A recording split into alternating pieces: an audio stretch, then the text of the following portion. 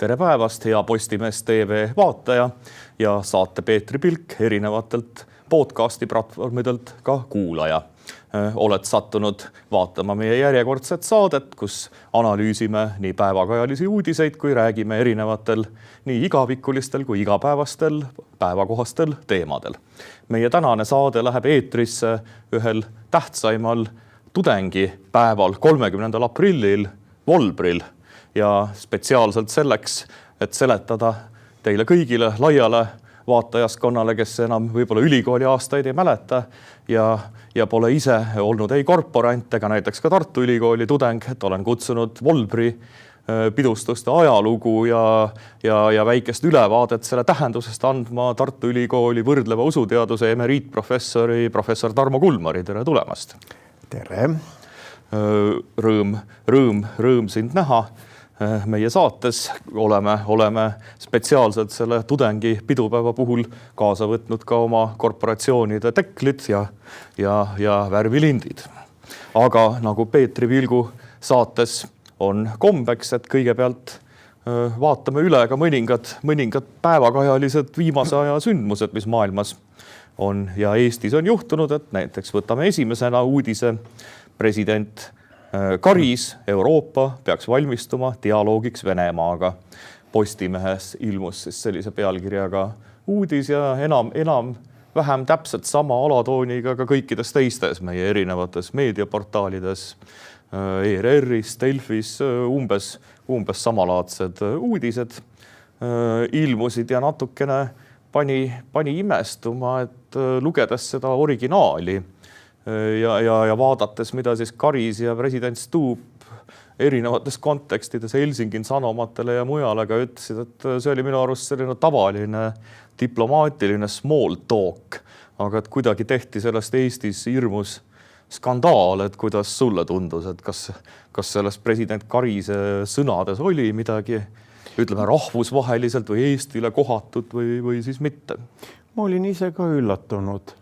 Ma vaatasin täna hommikul lehed läbi ja nägin, et ega sisuliselt ei ole ju mingit vahet selles, mida väitis või avaldas president Karis ja millest rääkis president Stubb.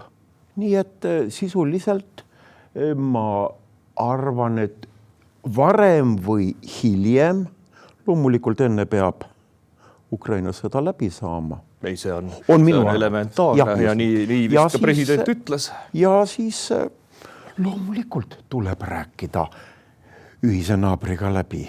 Aga mitte nii, et nüüd hakkab igaüks oma soolot tegema, vaid ma arvan siin antud juhul.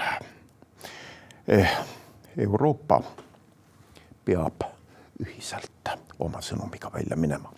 Jah, see on paratamatus, et kui Euroopa ikkagi tahab keegi olla, siis keegi peab olema, kes võtab selle, ükskõik kes ta siis ei ole, võib-olla see president Stubb oleks kõige parem ise olema see kõva häälega härrasmees, keda Putin ka ütleme teatud mõttes respekteerib, see peab olema väga kivise näoga või väga kogenud selline sõnasepp, keda ei anna nagu võrku püüda või mingisuguseid rumalusi panna tegema. Soome Vabariigi president on piisavalt kogenud. Absoluutselt, tundub nii. Poliitik, diplomaat ja väga intelligentne inimene, loomulikult. Seda kindlasti. Rääkides veel tänasest pidulikust Volbri päevast, et mis on saanud kõige enam, eriti Tartu kontekstis jällegi korporantide ja üliõpilasorganisatsioonide ja ka seltside selliseks ühiseks peoks. Et siis tuleb loomulikult meelde tuletada, et kõik üliõpilaskorporatsioonid, meie professor Kulmariga mõlemad oleme kaasa võtnud enda üliõpilaskorporatsiooni, korporatsioon Sakala, erinevad teklid. Et näiteks on mul ka olemas 2 erinevat lausa, on kuldrebase tekkel, mille saab siis, kui sa oled 13 semestrit või rohkem järjest korporatsioonis tegev tudeng olnud. On ka värvitekkel, mis tihti on tohutult auke täis ja kulunud, sellepärast, et vennastuspidudel erinevatel torgatakse siis tekkel läbi teravaks ihutud rapiirist ja mõõgast ja jäävad siis iga sinu korbikaaslasega või ka inimesega mõnest teisest korbist, kellega sa oled vennastunud, jäävad teklisse mälestuseks augud. Ja väga tihti tuleb muide ette, et kus keegi noor tudeng on jätnud selle tekli omale koju, näiteks vanaema või ema, ütleme, valusa pilgu alla on magama läinud ja siis ärkab hommikul üles ja ema või vanaema on kinni nõelunud need augud. Ma just tahtsin sedasama lugu rääkida. Seda on juhtunud õige mitu korda noore tudengiga, kui näiteks vanaema eriti on avastanud sõnaga teklis augud. Sul on vist siin koid käinud ja ma öösel õmblesin kinni, aga oh häda. Sellega tuleb siis, hiljem tuleb jällegi lahti arutada kõik, sellepärast, et ega neid ei tule kinni õmmelda. Iga auk tähendab ühte sellist venna vandumist ühele oma korporatsioonikaaslasele või sõbrale teisest korporatsioonist. Et selle no igal juhul mina olen korporatsioon Sakalas olnud aastast 1992. Seda nimetatakse söötus, see semester, aasta koos semestriga. Ma pärinen sellest söötusest 92 teine ja see on tõesti ikka varsti hakkab 70 semestrit saama mul ja tõepoolest ma ütlen, et see on olnud väga tore aeg. See on olnud nagu uus perekond. Nii ta süveneb. Enamuse aktiivsete korporantide jaoks sellest sinu korporatsioonist ja paljudel võib-olla ka mõnest üliõpilasseltsist saabki mõnes mõttes surmani mingi teine selline võib-olla isegi perekondlik nähtus. No paneme korraks pähe ka. Mina panen kuldrebase tekli, mis on eriti väärikas, kuigi meenutab rebase teklit, on kuldrebase tekkel tegelikult hoopis sametist kattega ja puhtast kullast sirkliga. Ja enne kui jätkame oma uudistega, et kindlasti peab just Volbri puhul ka mainima ja kõikide muude korporantlike sündmuste puhul, et korporatsioonid on apoliitilised. Väga apoliitilised ettevõtmised, me tohime olla patrioodid, näiteks rääkida, kes võiks olla meile hea president, aga me ei tohi erakonna poliitikat oma majas, nagu ütleme siis korbi värvides, ei tohi mingit erakonna poliitikat ajada, sellepärast et hästi palju erinevaid korporatsioonide liikmeid ja kuulub nii paljudesse eri poliitilistesse vooludesse, et siis omavahelises sellises korporantlikus suhtluses ja pidudel, nagu ka Volbril, erakonna poliitika peab jääma täiesti eemale ja niimoodi, et olgu see siis keskerakondlane või isamaalane või reformierakondlane või sotsiaaldemokraat, nad peavad kõik kenasti ühte lauda ära mahtuma ja ei tee oma seda.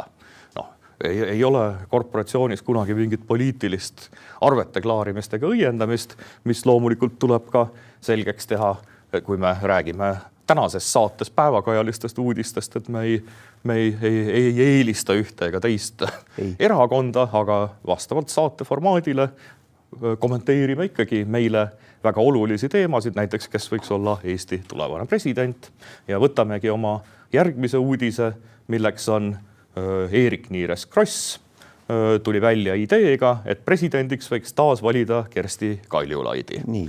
Et jällegi ja kui ma sellele vastama hakkan, siis ma võtan tekli peast ära. Ei pea võtma, aga võib just. On korrektne võib-olla. Ma arvan selle uudise peale, et see, et ametis olnud vabariigi presidendile võidaks teha taaskandideerimise ettepanek, ei ole minu meelest hea mõte. Sellepärast, et Eestis on piisavalt palju tarku ja väärikaid mehi ja naisi, kes võiksid seda ametit kanda ja arvestades kas või seda, kui kõrgele meie seast lahkunud president Lennart Meri vabariigi presidendi lati omal ajal tõstis. Nii et pigem see ei ole minu arvamus, see on paljude tartlaste arvamus. Vähemalt mina saan rääkida tartlastest, ma ei saa kellestki teist rääkida. Ma saan rääkida ka inimestest, kellega on juttu olnud, et ootame ära. Praegu on veel natuke aega. Liiga uisapäisa ei maksa neid kandidaate praegu välja pakkuda. Pealegi, kui üldse midagi veel ära nimetada, siis mina eelistaksin ikkagi presidendi otsevalimist rahva poolt, nii nagu ma arvan, suurem osa Eesti Vabariigi kodanikest soovib. Jah, see on tõesti nii, et oleme ka Ühiskonnauuringute Instituudiga, kus ma olen ise samuti teinud mitmeid küsitlusi sel teemal ja täiesti valdav enamus toetab presidendi otsevalimisi, on seda kogu aeg toetanud, need protsendid võivad seal liikuda 7-80 vahel aastast aastasse, on nad ikkagi üli kõrged ja meie rahva täiesti valdav enamus toetab presidendi otsevalimisi ja tegelikult kui nii vaadata, et sellest presidendi valimise farsist võib-olla niimoodi, see ongi üks tee välja, et lõpuks tuleks kuskil keegi siis ka rahva tahtele vastu ja annaks rahvale, Eesti rahvale, mis on siiski piisava demokraatia kogemusega ja omab üpriski kainet talupoja mõistust, et mitte nüüd valida täielikku klouni sellesse ametisse, et ikkagi Eesti rahvale tahaks tõesti loodaks. No loodame, et ühel päeval see asi niiviisi sündima saab ka. Juba lembitust alates oleme tahtnud, et meil oleks mingi oma selline päris sümboolne mingi juht, keda saaksime kuidagi kas või ise mõjutada, et jääks ära need kõik igasugused poliitilised erakondlikud kokkulepped, lihtsalt olgu parem naine või parem mees võitku selle kampaania käigus ja olgu see kampaania kas või verine, aga see ei oleks poliitiline valimine, vaid see olekski, kuigi seal kindlasti kandideeriks poliitikud, aga ta olekski ikkagi selline, ütleme, rahva sümboolse ja samas ka ikkagi palju võimu omava mingi sellise vanema või pealiku valimine, mis parandaks ju meie kõigi enesetunnet, et meil selline võimalus oleks. Või mis sina arvad? Nii nagu ma ütlesin, nii on. Et me väga vajame seda. Ja lähme oma kolmanda uudise tänase juurde, milleks on üks uudis, mis mind täiesti kohkuma pani ERR-is, nimelt hommikuse programmi intervjuus. Esines siis ka Taavi Pern, kes nagu pealkirjas kajastub, väljendas oma mõtteid ligikaudu siis öeldes, et sideandmeid on vaja koguda ja säilitada ka julgeoleku pärast. Põhimõtteliselt me kõik teame, et see, mida praegu Eestis tehakse, igasuguste jälitamiste, andmete kogumist, kõikide nende kavadega, et see on otses mõttes seaduse. Ma kardan, et me oleme liiale läinud. See on täiesti seaduse ja põhiseadusliku õigusriigi vastane tegevus, mis meil toimub. Ja siis tuleb üpriski väga oluline Eesti riigi jõu ja menetlus ja puurimis- ja uurimisorganeid esindava üksuse vanem oluline töötaja tuleb, ei, meil on julgeolek on ohus, et ikka julgeoleku pärast peab seda tegema. Et me võime siis öelda, et aga julgeoleku pärast võiks ju igat inimest hoida, ma ei tea, 10 päeva vangis või võib-olla 6 kuud vangis, et julgeolek peab olema ju. Me jõuame niiviisi, kui me lähme samm-sammult sama teed mööda edasi, piirates, kogudes, siis me jõuame ühel päeval totalitaarsesse riiki. Aga et see, mida meile praegu maha müüakse selle julgeoleku nime all, et see on hetkel võiks seda nimetada autokraatlikuks ja põhiseadusliku võimu kontrolli alt väljunuks elemendiks meie riigi teatud struktuuride ja organite sees. See on tõenäoliselt, seda võib juba nimetada terveks ringkonnaks, kus ütleme poliitikud ja valitud riigivõim, demokraatlik riigivõim on tegelikult igasuguse kontrolli kaotanud, kes iganes midagi uurida või puurida tahab, see läheb ise. Varsti on kuskil kohtu ees mingi pastakast välja imetud süüdistusega, lõpuks iga inimese kohta kuskilt ikka midagi leiab. Sest ülibürokratiseeritud riigis on alati kuskil keegi paneb kuhugi vale allkirja või alati leiab midagi, kui otsida. Aga et nüüd äkki oskad öeldagi, et mida me peame tegema, et sellisest autokraatlikust riigimudelist tagasi õigusriiki jõuda või kus see lahendus on, kui sul üldse on midagi pakkuda? Mina ei ole muidugi siin selleks, et lahendusi välja pakkuda, kuid võiks ju kuulata need, kes on ametisse valitud, olgu Riigikogusse, kes on nimetatud ministriteks. Näiteks võetagu kuulda kas või endise Riigikohtu esimehe Pikamäe sõnumit, mis seda sama asja väljendab. Tõepoolest. See on piisavalt autoriteetne ja piisavalt mõjuv. Ma loodan, et seda ka teatavaks võetakse ja selle järgi talitama hakatakse. Ja ongi kummaline, et nagu mainisidki Priit Pikamäed, kõik Eesti tippjuristid nagu ühel häälel läks.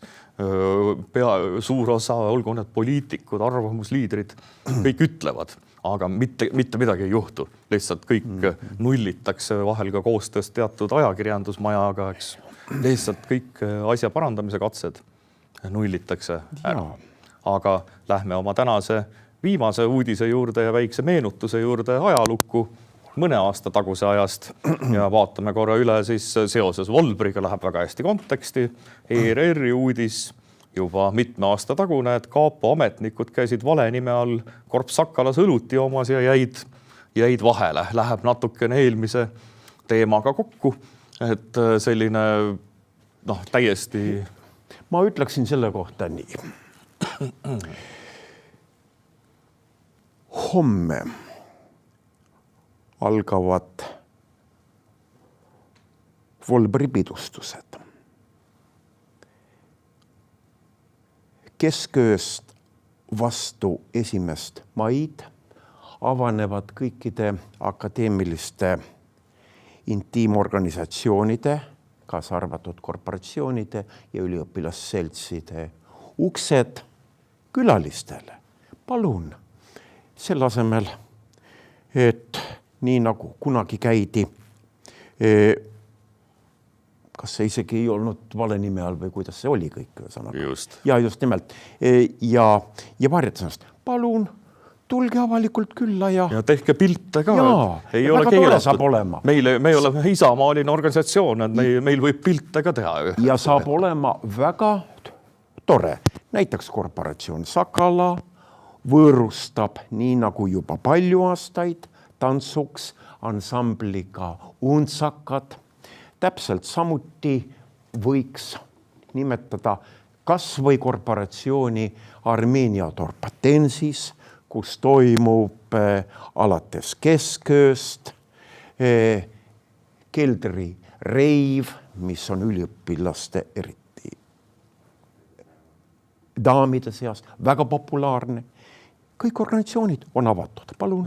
Sõltuvalt mis organisatsiooniga tegu, et mõni on kogu linna rahvale avatud. Mõnes on vaja ka näiteks meie korporatsioonis, kui keegi mitte korporant või seltsiliige tahab külla tulla, siis keegi oma maja inimene peab vastu minema ja ütlema, et see on minu külaline, et me võime vist lubada, et kui Kaapo tahab tulla või milline tahes teine meie riigile oluline organisatsioon, et me tuleme kohe vastu, anname kätt ja tulge aga oma nime all ja nautige isamaalist ja patriootlikku õhkkonda, võime isegi õpetada ja koolitada, kuidas. Ja kirjutage nimi ilusasti külalisraamatusse. Või kui ei saa, siis võib öelda, et ei. Ja baarid on avatud, kõik on suurepärane. Võib ka limonaadi osta, kui ei saa töökohustuste tõttu näiteks alkoholi tarbida, ei pea Volbril ju nagu kui ma Tallinnas veel kunagi elasin, Tallinnas oli tihti Volber selline hirmus joomapidu, lõhuti pudeleid, röögiti seal Raekoja platsis, et Tartus sa võid ka lihtsalt tantsida, juua kohvi, teed, ei pea olema see joomapidu, kuigi loomulikult tudengid tahavad ikka õllekapa. No pidustused algavad ju tegelikult homme kell 5. No me oleme akadeemiliste organisatsioonide rongkäiguga, mis läheb Raekoja platsile. Me võime rääkida tänasest. Linnapead tervitatakse, siis minnakse ülikooli peahoone ette, rektor tervitab ja seejärel minnakse igaüks oma organisatsiooni, kus natukene aega, mõned tunnid ollakse koos, veedetakse aega ja keskööl avanevad uksed. Jah, kui meie eetrisse läheme, et see on siis Volbri päeval ju kell 11, eks hakkab, kui meie oleme eetris, et siis on veel selle rongkäigunigi on umbes 6 tundi, kui meie praegu oleme eetris, et siis kõik inimesed võivad ka tulla ju rongkäiku veel vaatama. Ma tahaksin lisada veel üleüldse mõiste Volber kohta. Just, et see on tegelikult juba sadu ja sadu aastaid Euroopa vanades kultuurides, esmajoones paganlikes kultuurides küll, olnud suur looduse tärkamise ja kevade püha, nii nagu vanadel keltidel, Beltaine, nii nagu germaani kultuuri ruumis Walpurgfest. Ja see legend või mütoloogiline kajastus, et nõiad ringi lendavad. See on alles ühesõnaga mõnisada aastat vana ja tekkinud pigemini varausajal. Tegelikult see on looduse ärkamise suur püha ja miks mitte. Ja üliõpilased, noored, kõik akadeemilised inimesed ja nende sõbrad tähistavad looduse ärkamist, tähistavad kevadet. See on ja see on ka päriselt nii, mitte ainult sümboolselt, vaid see kevadpüha 30. aprill algab tähistamine ja siis kogu see öö, 1. mai öö toimub siis, nagu öeldakse, mööda linna eri pidudel käimine. Tõenäoliselt väga paljud meesterahvad ja naisterahvad leiavad sellel ööl ka armastuse, mis on vana tuttav komme, sest ju käiakse nii naisorganisatsioonid meestel külas kui vastupidi ja kindlasti väga palju uusi abielusid ja võib-olla ka uusi peresid on sündinud just tänu Volbri ööle. Tuleb meelde üks minu esimesi Volbri õhtuid. See oli, kas see oli nüüd aastal 1990 või ma ei olnud veel üldse korporatsiooni liige, küll aga ma läksin linnakodanikuna vaatama. Ja Kassitoome orus oli tehtud märgadest puudest ilus suur koonusekoeline lõkke, mis ei tahtnud põlema minna ja küll visati sinna bensiinikanistritest ja läks plahvatusega, ei ta põlema läinud, sinna see lõke jäi ja kõik läksid hoopis oma organisatsioonidesse seda tähistama. Nii, et võib ka nii minna teine kord. Ja, aga see oli ka väga vihmane. Et Volbri lõkked on ka alati, mis on tuled, Volbri tuled, see on ka tõenäoliselt selline muinasaegne komme juba meie aladelt. See on aastatuhandeid. Sellest on kirjeldusi vanadelt Rooma autoritelt, kuidas vanad keldid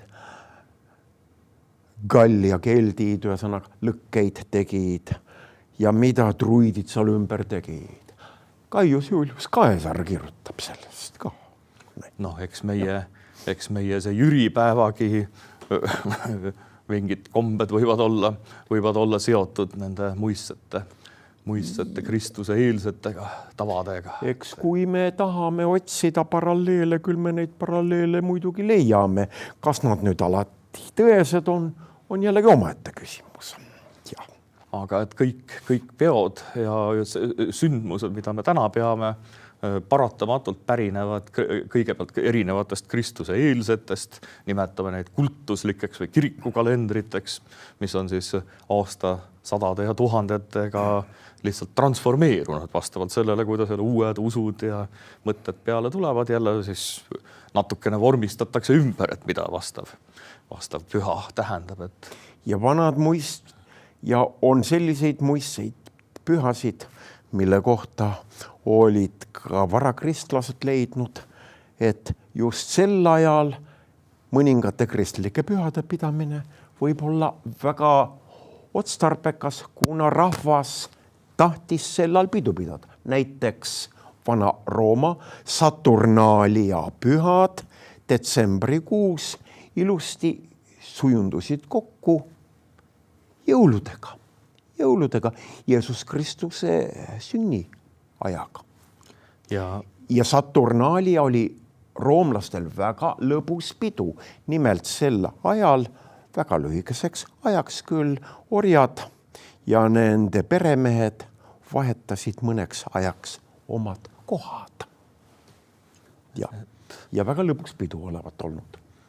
Ja neid pidusid loomulikult üritasid enda kasuks pöörata ka kõikvõimalikud 20. sajandi ju totalitarismid, et vaadake, mis bolševikud ja kommarid tegid ju esimese maiga, et see oli ju, kui kes veel mina mäletan väikse lapsena, sina juba täiskasvanuna, mis ju esimesel mail, milline töörahva sabat ja igasugu purjus joodikuid oli kogu linn täis, kes siis vaba päeva nautisid. Ja vene aktsendiga just tribüünilt elagu juksmai. Juksmai oli, see oli, seda kõlas tõesti tihti, et ka bolševikud ja igasugused prolede liikumised kasutasid kenasti ära, et saab oma ideoloogia taha rakendada kõikvõimalikke vanu erinevaid pühasid. Aga et see, et ta on täna saanud eelkõige, vähemalt Tartu kontekstis, tõepoolest tudengi ja tudengikorporatsioonide ja organisatsioonide peoks, kus siis liikmed kannavad uhkusega oma värvilinte, oma värvitekleid, uhkemad veel, kellele eriti meeldib ajaluguga uuri ripatseid korporatsiooni vappidega, erinevad ametimehed, vanamehed, sarvi ja rapiire kasutatakse laulu juhtimiseks rongkäikudel, et kõik, mis toimub sellel Volbriööl, on pikkade traditsioonidega, muidugi üle tulnud meile Lääne-Euroopast sellises vormis, aga et see ei ole midagi, mis me oleme siin kohapeal üle mõelnud, me oleme nagu lääne kultuuriruumi, Saksa ülikooli ruumi osa selles mõttes. Eks me seda oleme olnud. Meie oleme oma korporatsioonide kombe ju üle võtnud baltisakslastelt, baltisakslased võtsid selle üle riigisakslastelt. Alates 17. sajandist on neid asju, võib-olla isegi 16. sajandi lõpp. Ja üldse need akadeemilised organisatsioonid võivad olla mitut tüüpi. Meil on saksa kombe kohaselt, siis Skandinaavias on pigemini maakondlikul või siis erialapõhisel printsiibil, aga on ka, eks me oleme kuulnud ka Ameerika Ühendriikide nii nimetatud Kreeka tähe organisatsioonidelt, mis tegelikult kujutavad endast hoopis teistsuguseid organisatsioone ja mida ei saa sellisel kujul üleüldse paralleelina seada Saksa tüüpi, mida ka Eesti korporatsioonid esindavad. Ei saa paralleele tõmmata. Seal toimuvad hoopis teistsugused asjad. Et kahjuks ja tänases massikultuuris kõik, keegi ütleb korporatsioon. Ja siis kohe mõeldakse Ameerika Ühendriikide Kreeka tähte. Ja et on mingid paljaste ihudega toogades sellised purupurjus inimesed, kes oksendavad igale poole ja nagu on nendes USA filmides, et USA korbid on tõesti üpris selliste vabade rajude pidukommetega, kuigi ka seal on korporatsioonidel on väga-väga pika ajalugu, seal koonduvad eri korporatsioonidesse ka eri suguvõsad ja eri ametid, aga see on ikka väga-väga erinev ja sellest ei saada vist Eestis aru, et meil on pigemini see asi korporatiivne elu, eks nad meil Eesti rahvuslikud üliõpilasorganisatsioonid, mida võiks nimetada korporatsioonideks, tekkisid ju 20. sajandi alguses. Muidugi Eesti üliõpilaste selts niiviisi asutas ennast 1870, tahtis saada korporatsiooniks, ei õnnestunud, aga nii-öelda päris korporatsioonid, ütleme niiviisi, Vironia tekkis, kus? Riias tekkis aastal 1900. Sellele järgnes teisena juba Eestis asutatud Fraternitas Eestika 1907. Siis tuli korporatsioon Sakala 1909. Siis järgnes korporatsioon Ugala ja nii neid tuli. 10 on järel selliseid Eesti rahvuslikke korporatsioone, aga meil tegutseb ka näiteks üks Saksa Wingolfi liidu kuuluv korporatsioon Armenia Torpatensis, mis küll iseenesest loodi 1850, siis kadus ta siit mailt ära ja taastati alles 2. mail 1994. Ja nendel on jällegi hoopis teistsugused kombed, nii nagu need rohkem Saksamaal on levinud. Ja selle tõttu on väga paljudes korporatsioonides võivad kombed tõesti palju erineda ja kõige alles viimati ju alles 15 aastat tagasi asutati uus naiskorp Sororitas Estonia, mis nüüd on ju väga elujõuline ja lõppkokkuvõttes see annabki tunnistust sellest, et ka üliõpilaskorporatsioonide traditsioonid, kuigi me üritame hoida, eriti meie korporatsioon Sakala, eks, et me oleme ju vabadusse ja vaimus kasvanud. In corpore mindi vabadussõtta. Ja seenior lausa hukkus vabadussõjas ja et üks kõige patriootlikumaid ja selliseid, ütleme, sõjaväelisema mõtlemisega kindlasti võib näiteks korp Sakalat nimetada, nagu ka enamus kõiki teisi korpe. Igal korbil muidugi on oma eripärad, omad, millised vahel mõned erialad eelistavad mingit sõpruskonda. Aga et on hästi palju sarnasusi, on ka erinevusi, aga väga lai valik on ka veel erinevaid seltse.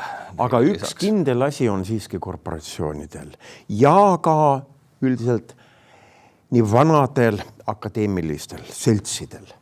Nimelt, elu toimub kindla korra uususte järgi, selle korra rikkumist karistatakse, tähendab omavahelised karistused niiviisi. Kuni selleni välja, et pead veel täismehena põrandat pesema. No jah. Vahete vahel võib seda ette tulla. Süveneme, aga ütleks veel ka nii, et väga levinud arvamus on. Üliõpilasseltsid ja korporatsioonid on üks igavene õllejoomise koht ja kogu aeg purjus. Ei vasta tõele. Need on teatud kindlad üritused, kus muidugi üliõpilaste lemmikjooki õlut tarvitatakse, aga ka kuni teatava piirini. Sest kogu muu elu on eneseharimine ja vastastikune abistamine ja koostöö mitmesugustes erinevates vormides, olgu näiteks kas või, no võtame korporatsioon Sakala eeskujul, meeskoor, mis on korduvalt laulupidudel esinenud, Alpi klubi, mitmesugused õhtud, nii nagu Tallinna osakonnas õhtu raamatukogus, kuhu kutsutakse väga prominentseid ja väärikaid inimesi esinema ja veel väga palju erinevaid kultuuri ja hariduslikke üritusi. Käiakse isegi Ukrainas koos rindele abi viimas praegustes oludes. Väga paljud korbid teevad seda organiseeritult. Väga paljud organisatsioonid teevad, nimelt ühesõnaga kogutakse annetusi. Ukrainasse on viidud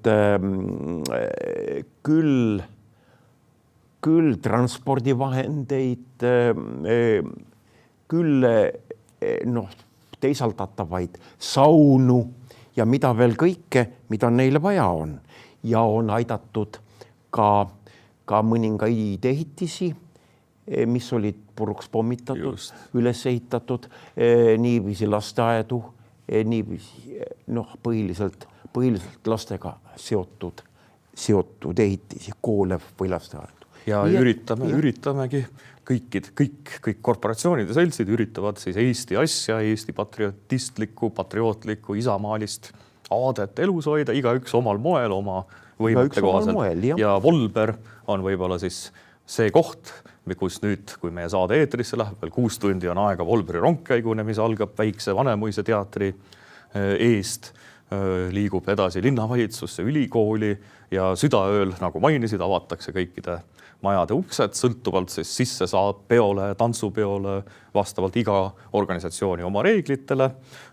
Aga et kogu öö on hästi palju kontserte, üritusi ja veel Rotaalia kontsert, aiapidu on ju 1. mail lõunapaiku, et jätkuvad veel üritused pikalt ja nagu kuna meie saateaeg hakkab lõppema, et siis kutsume mõlemad professor Kulmariga, siis nii kaapot kui tavakodanikke ikka, et tulge oma nime all viisakalt ja võtame siis kevade puhul ühe võib-olla vahuveini, võib-olla ühe tee või võib-olla ühe õlle ja mõtleme Isamaa ilu peale ja hakkame ootama, et ka Sirel läheks õide kevade saabumise puhul. Kõik akadeemilise elu sõbrad on oodatud.